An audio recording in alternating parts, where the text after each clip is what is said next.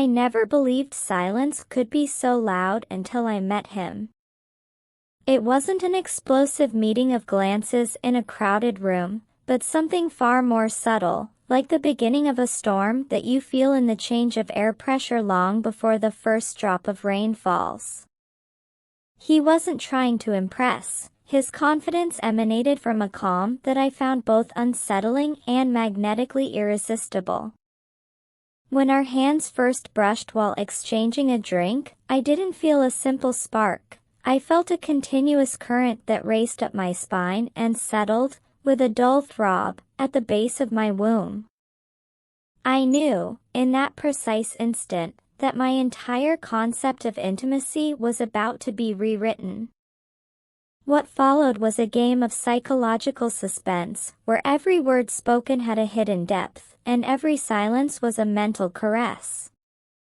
He spoke to me of music, of the texture of things, of the way light fell over the city, but his eyes were fixed on my lips, studying with surgical precision my reaction to his presence.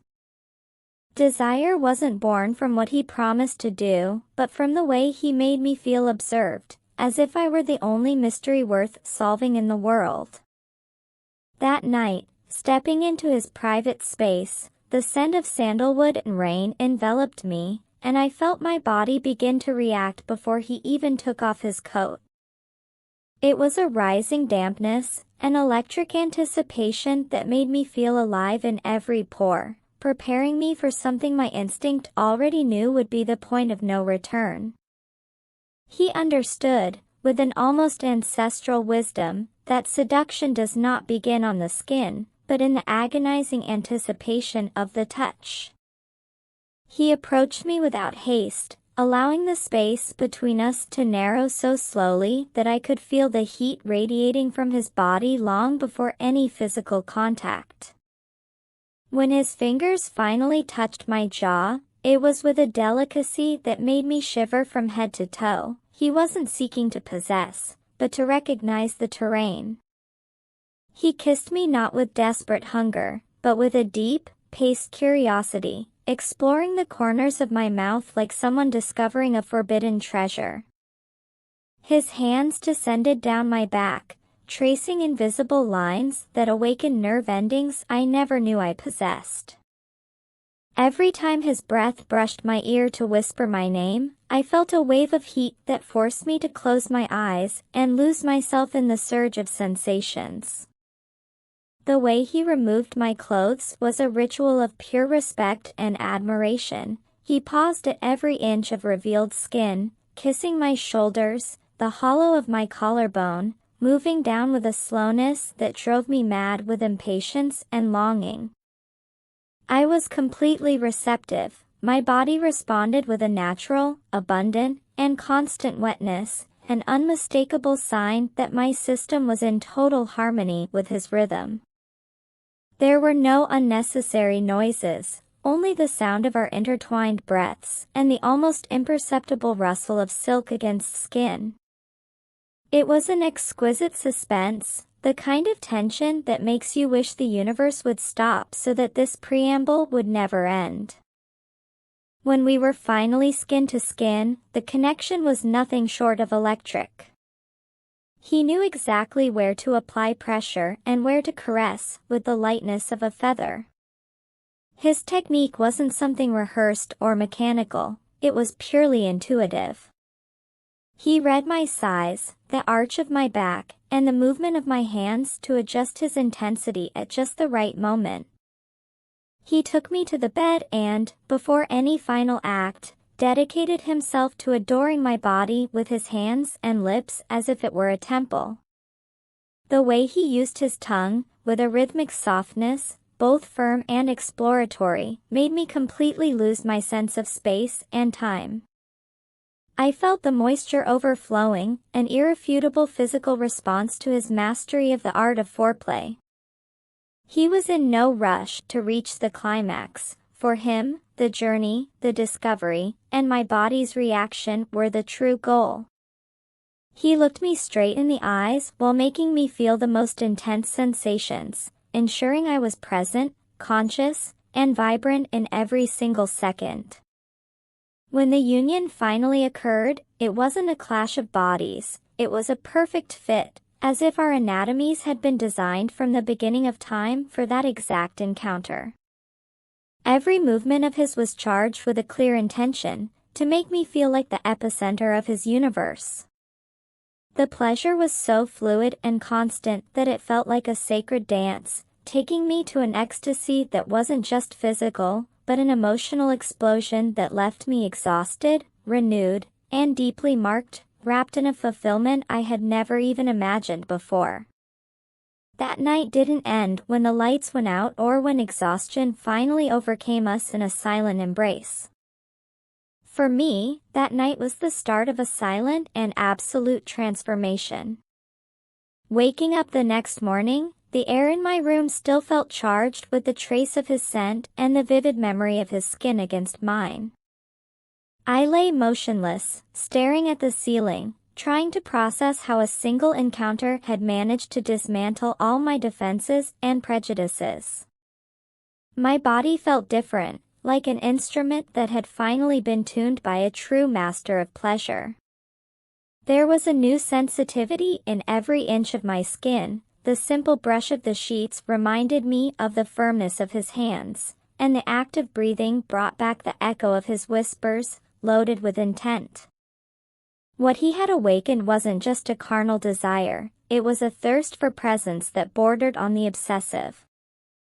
My mind replayed, like a movie on an infinite loop, the way he looked at me before surrendering to me, that mix of serene dominance and pure adoration that made me feel that being vulnerable was my greatest strength. I couldn't concentrate on anything else. The outside world had become a blur, a bothersome distraction compared to the clarity of what we had lived. My very identity seemed now tied to that room, to that language of caresses he had invented just for me. As the days passed, that feeling of fulfillment turned into a constant urgency throbbing beneath my skin. Every time I closed my eyes in the middle of my daily routine, my mind betrayed me and took me back to that moment where the suspense of what was to come was so thick it could almost be tasted. I remembered the wetness of my own body responding to his mere proximity, a reaction so primitive, honest, and powerful that it both frightened and fascinated me in equal measure. Never before had I felt so connected to my own femininity, so open to the possibility of being explored without limits or fears. My obsession wasn't just with him as a man, but with the version of myself he managed to invoke just by touching the back of my neck. I began to look for signs from him in every notification, my heart racing, waiting for the moment to repeat the ritual of surrender. But I didn't want a hollow repetition. I wanted to return to that state of trance where time stood still and only the map of our desires existed. The way he moved his fingers, with that cadence that seemed to know my most hidden secrets before I did, had become the only standard of pleasure my body was willing to accept. Everything else now seemed superficial, a pale shadow of the intensity one discovered in the darkness of his arms. Intimacy became for me a vital need for connection, a bridge to something greater than simple pleasure. I found myself fantasizing not just about the act itself, but about the moments of prior tension he handled with such skill, the sound of his breathing changing rhythm just before kissing me, the pressure of his lips on the arch of my foot, the way his gaze held mine when I felt I was losing myself in the pleasure. That night he taught me that true pleasure is not something taken by force, but something cultivated with patience, detail, and absolute attention to the other. My body, now more awake and conscious than ever, seemed to be in a state of permanent anticipation, as if every pore were waiting for the return of his touch. Every time we met again, the electricity was even more potent, because now we knew the corners of our anatomies, yet we continued to search for new paths of pleasure. I became a student of his satisfaction as much as he was of mine, looking for that exact point where his control vanished and he surrendered to me with the same intensity. The bedroom became our laboratory of sensations, a sacred space where social masks did not exist, only two human beings exploring the limits of the possible through touch and the brutal honesty of skin. As our story progressed, the obsession transformed into an indestructible complicity. I learned that true seduction is a dialogue that never ends, a dance where suspense is the fuel that keeps the flame alive. Every encounter was a new opportunity to discover a hidden facet of my own sexuality, a depth I was previously afraid to touch.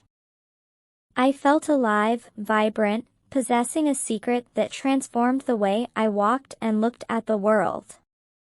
I knew that, after experiencing that way of making love, which was more like becoming one, there was no going back to mediocrity. The perfection he offered me, that ability to make me feel wet and longing with just a whisper or a sustained look, became my daily reality.